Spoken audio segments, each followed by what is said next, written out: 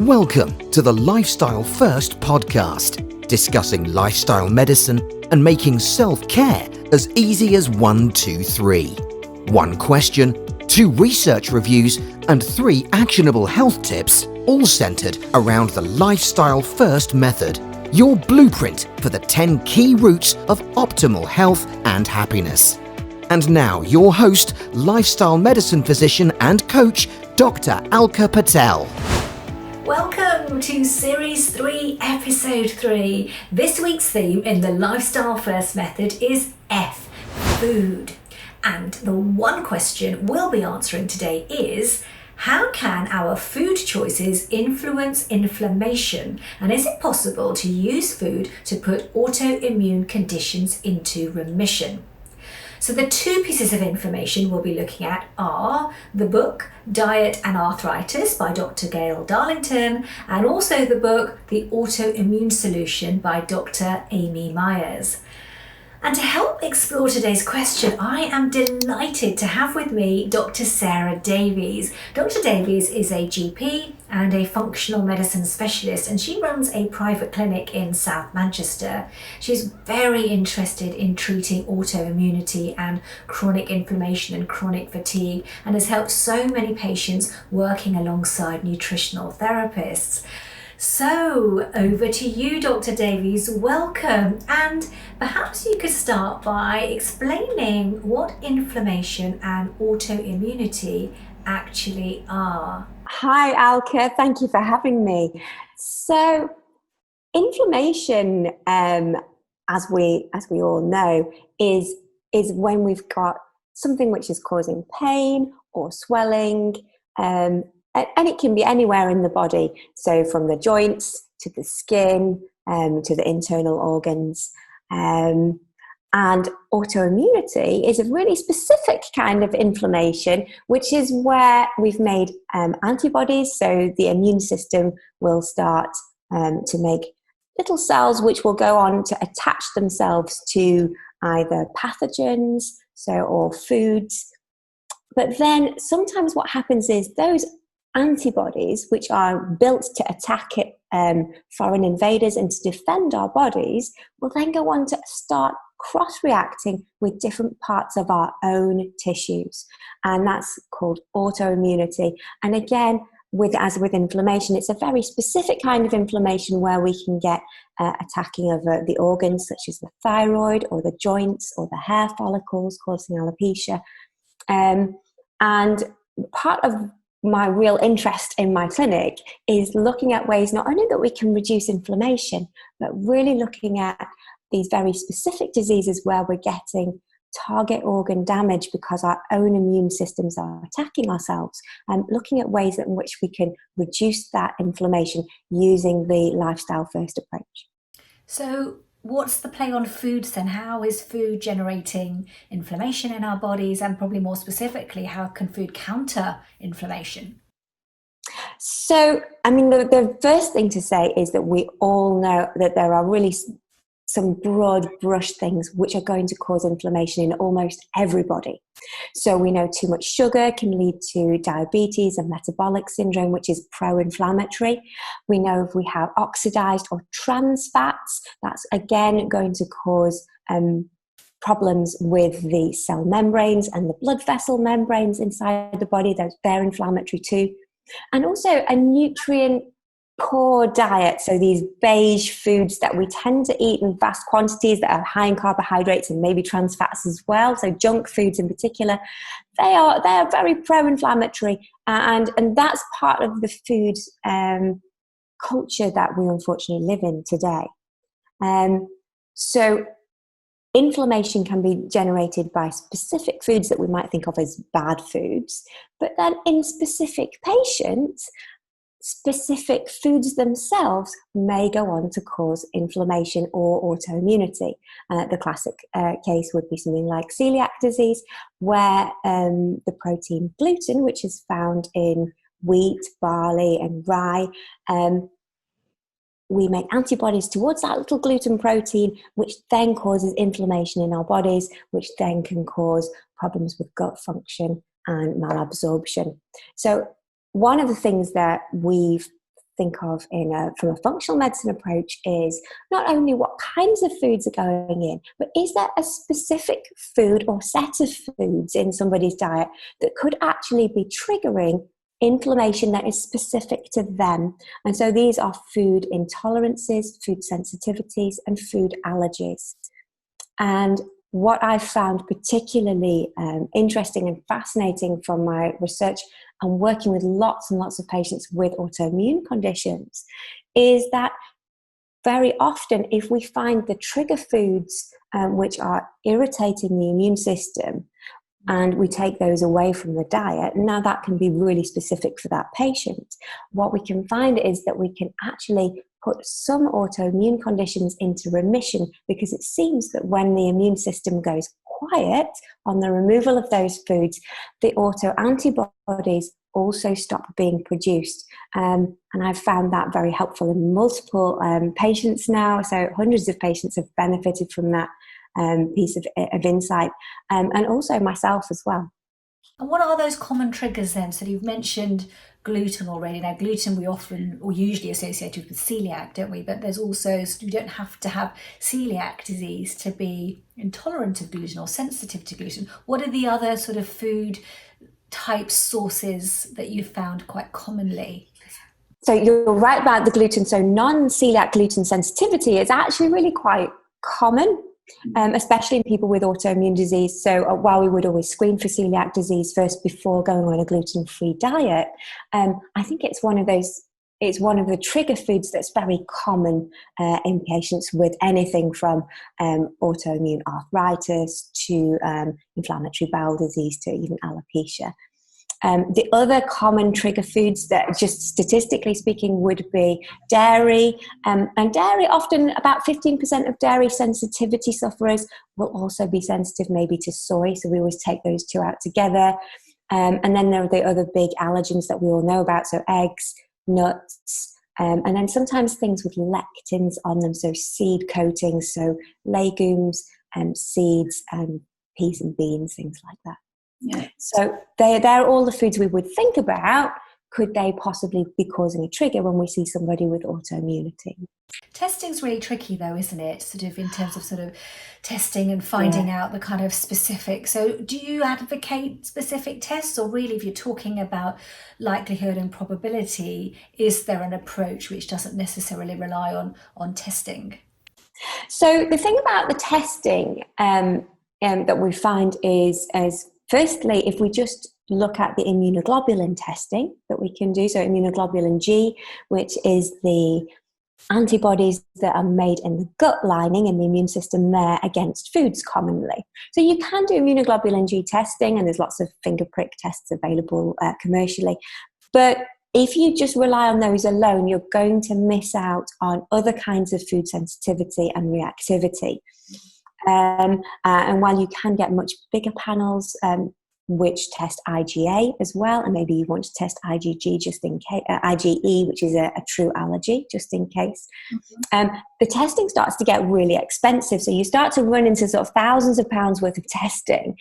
And what we find is actually lots of those food sensitivities are actually very temporary. So they're not the trigger for that person. And if that person has what we call a leaky gut, so they've got increased intestinal permeability, they'll tend to make some antibodies to just whatever they've eaten recently. And if you do these tests, they just come back really positive for loads of things, which is not very helpful when it comes to guiding that person.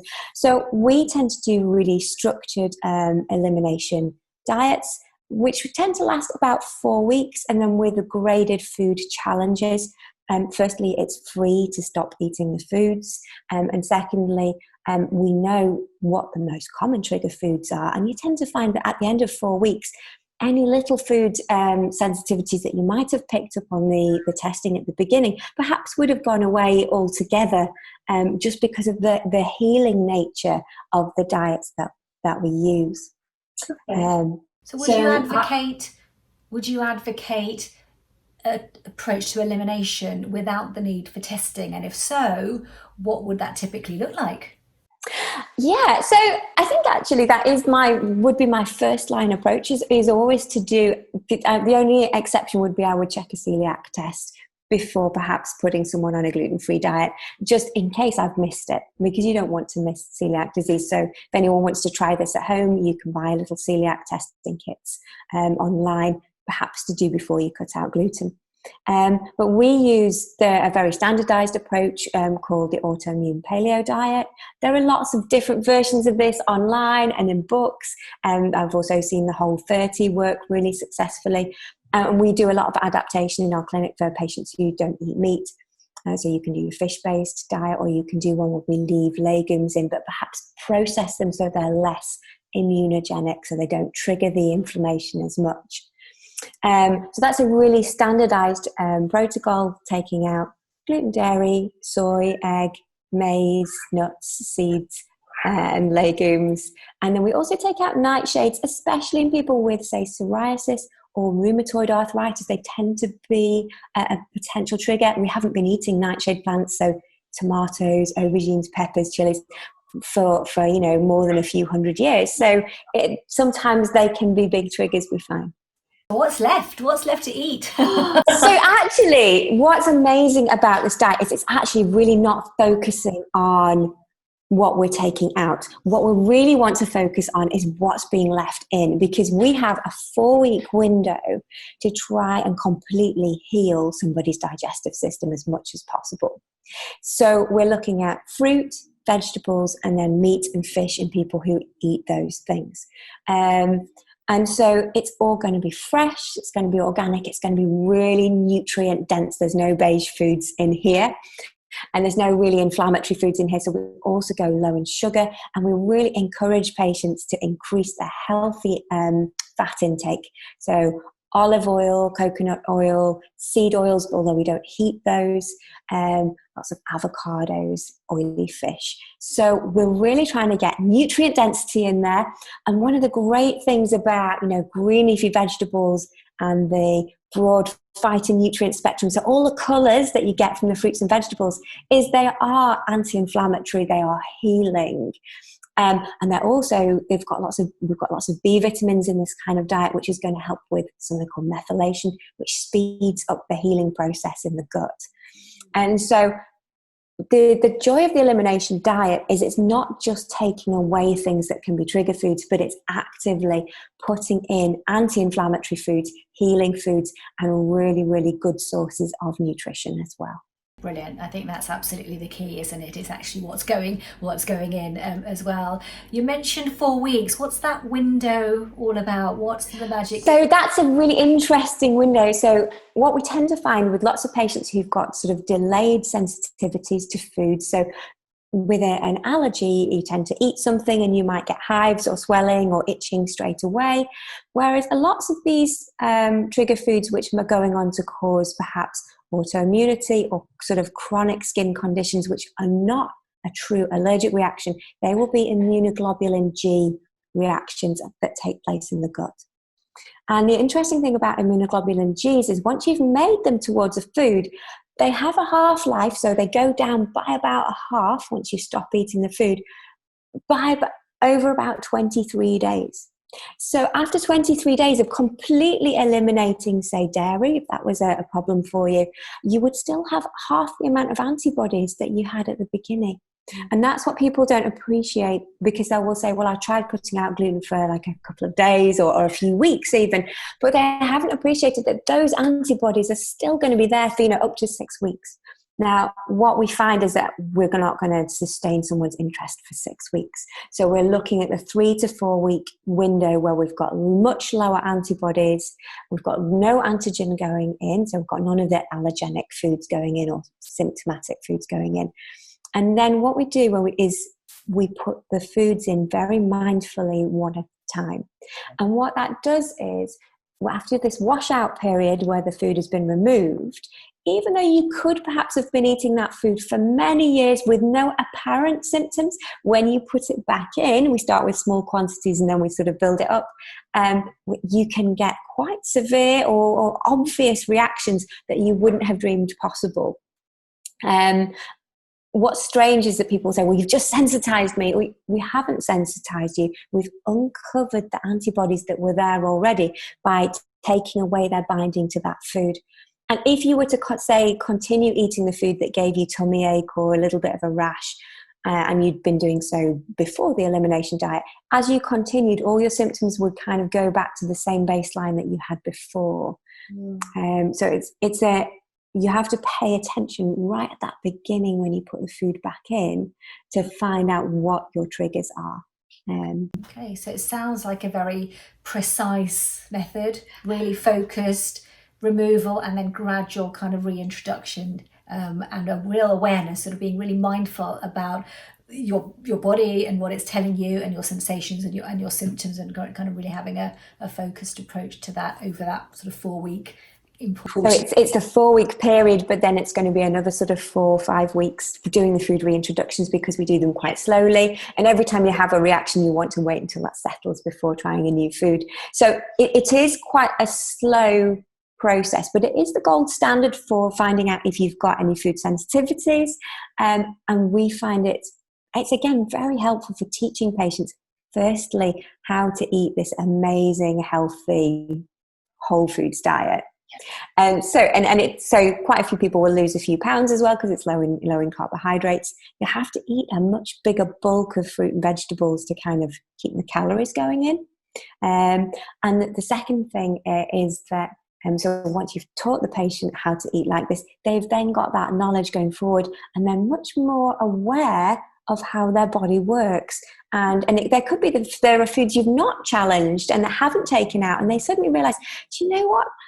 When I have bananas, I've always got some digestive symptoms afterwards. Maybe bananas are an issue for me. And of course, we wouldn't have tried those in the first place. No, I love that. I think having that increased awareness, slowing down that pace of eating, because it helps you to really tune in to the effects, is really important. We should all be eating much slower and much more mindfully and with much more awareness, shouldn't we? And now, here is your lifestyle first prescription. Your 3 activating actions to take you from knowing to doing. 3 top health actions for listeners today. What are your 3 things? So I think the first thing is that don't be afraid to try these interventions. I have seen so many patients over the years who have read all about, and this includes me, who have read all about how to do elimination diets, the benefits that there might be by, even just trying to go gluten-free, but it never quite turns into action. Okay, so have a go, get yourself informed, take responsibility for your own health. That taking responsibility and starting is just so important. And if it goes wrong, it doesn't matter. With elimination diets, you do want to try. And so the second thing is try and get it right the first time. There's nothing more disappointing than an elimination diet plan that gets sort of 3/4 of the way through and then just goes wrong because somebody just decides to start going back to eating normally again, and they lose their food challenges. So we know that the foods are causing problems because they get a lot of symptoms when they have their pizza and beer and whatever, but we're not sure which parts of those components have triggered the reaction. So while yes, you need to get on with it, secondly, just take a little step back and plan a little bit first. So practice some of the kind of new diet recipes that you might want to try. Step back, plan. You want a nice 6 to 8 week stretch when an elimination diet could be useful to you without any big social events in it. And then thirdly, what you might find helpful while doing an elimination diet is to get a little bit of supplementation to help. So sometimes we do find patients find it useful to have a little bit of something just to support them in the first couple of weeks of elimination when they might feel a little bit low in nutrients because they've not got used to how to eat. And when also the withdrawal effects from stopping foods can make them feel poorly. So do familiarize yourself with the possible side effects of elimination diets. They can last up to 2 weeks. You may get significant bowel changes, some mood change, and some increase in fatigue. That will tend to turn a corner by week 2, week 3, when you tend to start feeling energized again and the withdrawal effects have worn off. Yeah. Great. I think those are really fantastic tips, Sarah. So really, I think the suggestions sound as though get focused and get ready and carve yourself out this sort of 8-week window where you're taking responsibility and feeling like you really want to do something, and have a plan. Know exactly what it is that you're going to focus on and be really tuned in to the effects of that. Yeah, absolutely. Love those tips. I think they're really, really helpful to get people going and fired up and ready, because it makes such a big difference, doesn't it, for symptoms that you've had for such a long time often. Yeah, and almost it's the suspension of disbelief as well. So it's really difficult. And I think this is especially true for doctors as well, as we meet a lot of opposition from doctors. Sometimes the specialists are telling their patients, no, you don't want to do one of these special gluten-free diets. It's not for you. It's nothing to do with your condition. It is difficult to believe that just simply taking out 1 or 2 foods can create healing. But my experience from my own health, so I had an inflammatory arthritis from the age of about 14, and it wasn't until I was in my 30s and actually went through the process of an elimination diet that I realised my arthritis was simply gluten sensitivity, and I find that's true for lots of patients. And I think 70 to 80% of my autoimmune patients have amazing results simply with diet changes alone. So do suspend disbelief and have a go. It really can happen. No, thank you. Thank you for that. I think we're learning so much more about the gut and the gut microbes and the gut microbiota and how that impacts on so many things that we don't automatically associate with our gut. So that's amazing. Thank you. So Sarah, if people wanted to get in touch, find out a little bit more, how can we connect with you? So I have my own website, which is www.drsahradavies.co.uk. So if you want to see a little bit more about the work that we do and what we have to offer, you can go there. Perfect. Thank you so much. I have thoroughly enjoyed today's insights with you, and I hope listeners have as well. So thank you so much. And I hope everyone has a happy, healthy day. Thanks, Alka. Thanks for joining us on the Lifestyle First podcast, making self-care as easy as 1, 2, 3. Don't forget to subscribe and share, and we'd love it if you'd be kind enough to leave a review. To learn more or to arrange a consultation, please visit www.dralkapatel.com. See you next time.